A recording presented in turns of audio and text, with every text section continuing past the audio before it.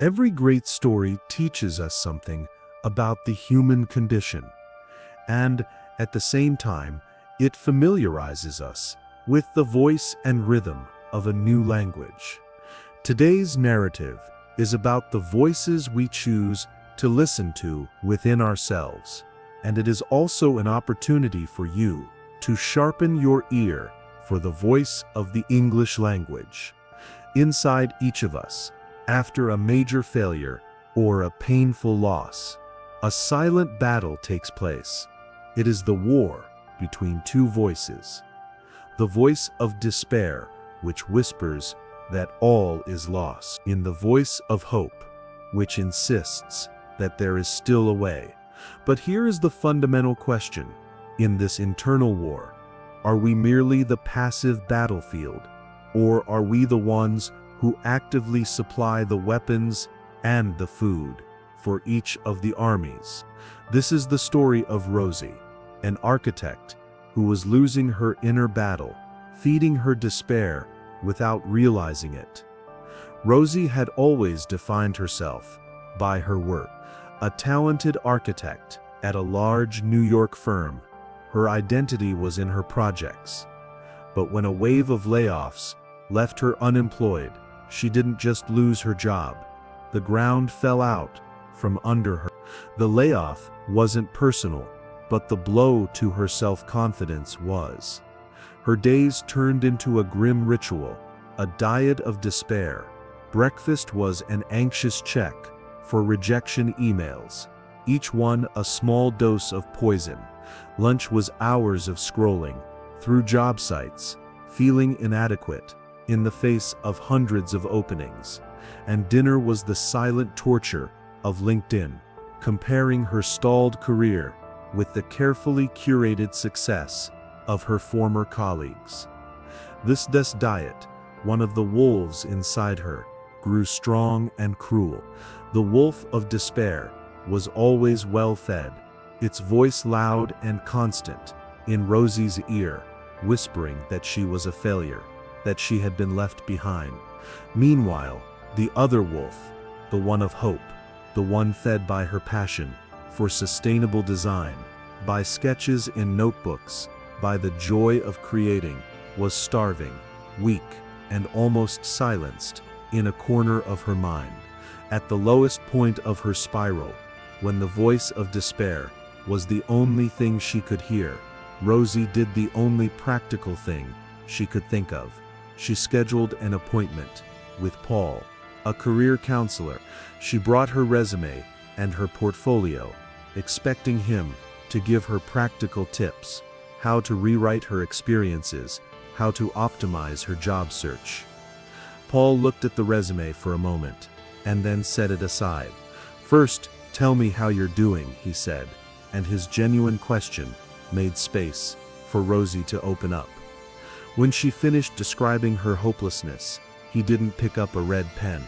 Instead, he told her an old Cherokee legend about two wolves battling inside every person, a wolf of despair, anger, and fear, and a wolf of hope, joy, and courage. The wolf that wins, the legend concluded, is simply the one you feed. "Your problem isn't on this paper," Rosie, Paul said, pointing to the resume. "It's in the diet you're offering these wolves." He then gave her a surprising assignment. "For the next week, don't change anything, just observe. I want you to keep a food diary for your wolf. Write down every action you take during the day, and next to it, write which wolf you think that action fed." Over the next week, Rosie became a scientist of her own life, recording her actions with a brutal honesty, scrolling LinkedIn for an hour, food for the wolf of despair, checking emails every 10 minutes, food for the wolf of despair. Seeing a job posting and immediately feeling unqualified, a feast for the wolf of despair. It was a painful exercise in self-awareness. In the next session, she and Paul spread the notes across the table. The pattern was clear, undeniable, and overwhelming. The evidence, there in black and white, showed that almost 100% of her time and energy was being used as fuel for negativity.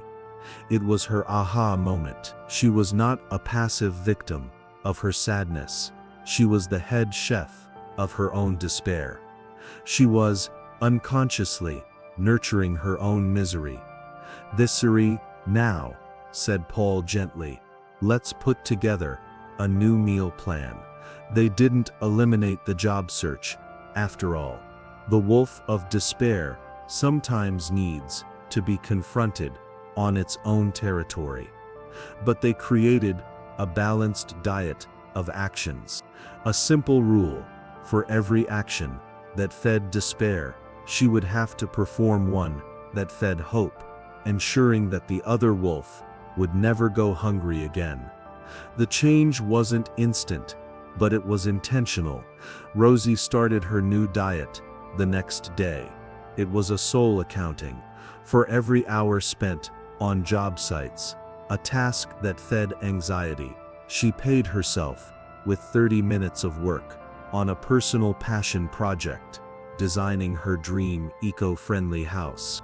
For every rejection email she read, she was required to read an inspiring article about an innovation in architecture.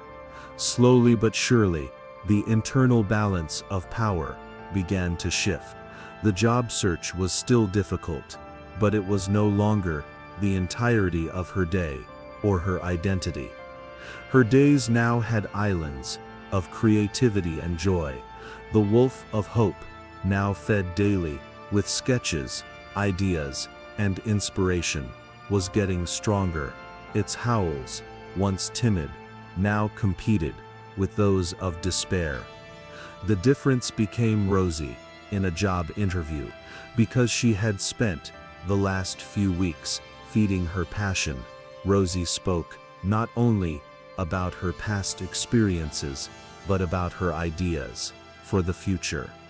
With a spark in her eyes and a confidence that had been missing for months, she got the job. The final scene of her journey shows her at her new desk, in her new challenge.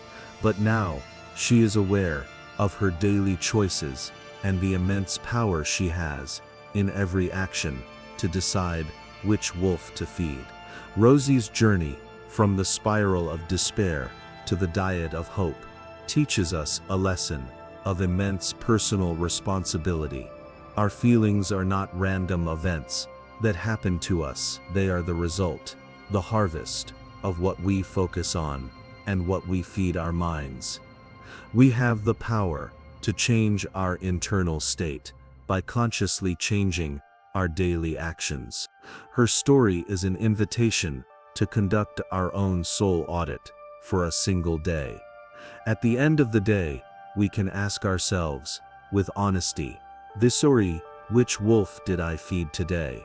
The wolf of despair, with comparison and self-criticism, or the wolf of hope, with creativity and learning? And then, the most important question: what can I do differently tomorrow to feed the other one? If this ancient legend, reapplied for our modern world, resonated with you, leave a comment below, like, and share this video, so this message can find others who are, perhaps without realizing it, feeding the wrong wolf. And don't forget to subscribe for more stories that give us tools to navigate our inner lives. Until next time, remember the legend and choose well what you feed.